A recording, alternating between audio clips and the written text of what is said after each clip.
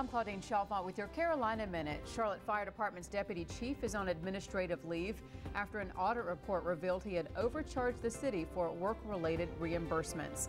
According to the audit, Jeff Doolin was over-reimbursed by more than $2,500. Fire department officials are also investigating a picture that Doolin posted on his Facebook account. Gaston County school leaders want feedback from you about plans to build 4 new schools. Part of the plan would redraw district lines to accommodate the additional schools. Leaders say the additions will ease overcrowding and replace older buildings. Carolina Panthers linebacker Thomas Davis received honors at the Charlotte City Council meeting for his accomplishments off of the field. He was recently awarded the Walter Payton Man of the Year Award from the NFL. Monday night, council members gave him a key to the city for his leadership and commitment to Charlotte.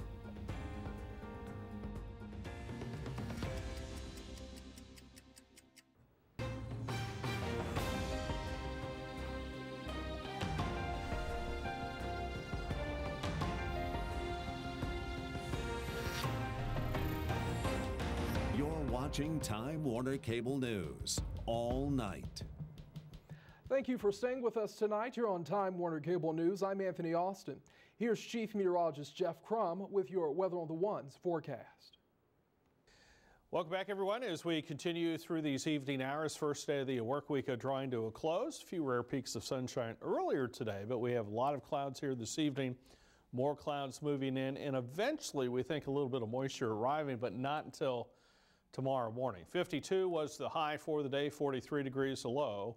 Sunrise in the morning at 7 a.m. Our sunset at 6:15 p.m. For the kids out of the bus stop, bit of a snow shower if you're standing in the right spot, maybe a few snow flurries out there. Temperatures will be cold, mid to upper 20s. I don't think we're talking about a huge snow event from this, but certainly enough to get us a little excited if this actually verifies. This is North Carolina, and as you know, things can sometimes at the last minute change rapidly away from snow to nothing at all. Look for lows around 27, daytime highs for your Tuesday close to 37. The deputy chief of the Charlotte Fire Department is now on administrative leave. Concerns were first raised about Jeff Doolin when the city released an audit report Monday about travel reimbursements. Doolin is one of 37 employees audited and ordered to pay back $2,700. The department states Doolin traveled more than most city employees because of his role with emergency management and homeland security. During the past 3 years, he's taken more than 30 work-related trips. The fire department states that it's also investigating posts on Doolin's personal social media accounts. Doolin released a statement that reads in part, "I first want to apologize if anything shared on my social media account caused hurt feelings or offended anyone, whether in the LGBTQ community or the community at large. While I did not create the picture that was widely circulated on the internet and Facebook, it was posted to my account. I take full responsibility for the lapse in judgment, and I am truly sorry for that." 2 other employees were ordered to pay back expenses as a result of the audit. Former Assistant City Manager Eric Campbell had to pay back $144 for a mileage reimbursement. He no longer works in Charlotte. Former city employee Chuck Robinson, who paid back about $550, he's now retired. The problems found in the audit included travel upgrades and rental car usage. The City of Charlotte leaders have updated the travel policy and will review training with employees in the coming months. And a lot of the areas are just updating some gray areas. The nature of flight travel has changed significantly in the past decade, as well as hotel bookings and staying. So we wanted to provide some additional clarity to our employees. The City of Charlotte's reimbursement policy had not been updated since 1989. Charlotte City Council members toughened the rules for themselves. Monday night, the body approved an updated ethics policy. The policy's additions focused on what is allowed as a gift. It also defines a gift and makes disclosure forms longer and more detailed. The changes came about after last year's arrest and federal sentencing of former Charlotte Mayor Patrick Cannon for corruption charges.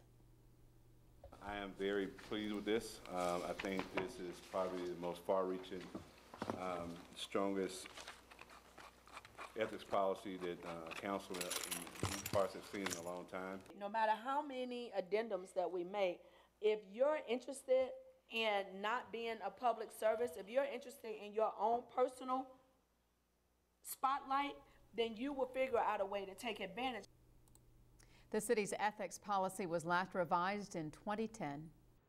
Carolina Panthers linebacker Thomas Davis got a hero's welcome Monday night by the Charlotte City Council for his accomplishments off the field.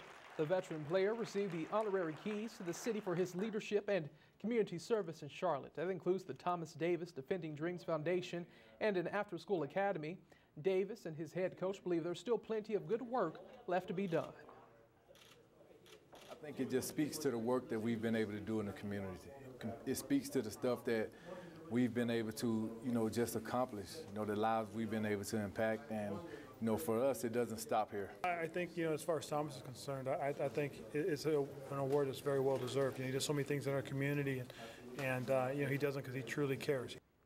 Before this year's Super Bowl, Thomas Davis received the Walter Payton Man of the Year Award from the National Football League for his service in the community and success on the field.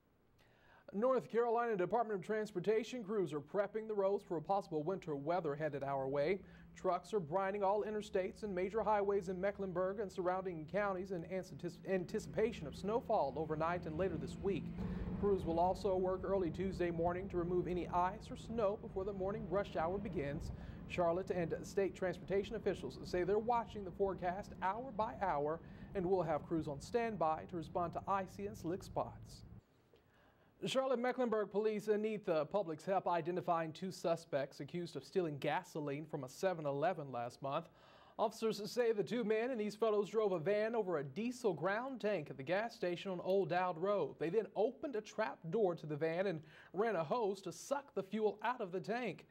This is a picture of the van. If you've seen the suspects or if you recognize this van, you're asked to call Crime Stoppers. That phone number is 704-334-1600. Salisbury police arrested this woman who was wanted in 2 counties. Police say that Brandy McGinnis was wanted for outstanding warrants. Officers found her in her car Friday with dozens of pills and syringes along with cash. She was also wanted for vehicle theft. She faces several charges, including possessing controlled substances, 3 counts of motor vehicle theft, and possessing stolen goods. The Gaston County School District wants feedback from parents on its plans to build 4 new schools. The Board of Education approved the recommendations for those new schools last week. Monday, the district held its first community engagement meeting. Time Warner Cable News education reporter Lisa Pappas tells us what could be in store for the district. So what district is it? Marilyn Valentin is trying to find a good place to move so her kids can go to a good school. She's moving from New York and says she likes what she sees in Gaston County schools. I go through the amount of graduates that they have in the school district. That rating is really high.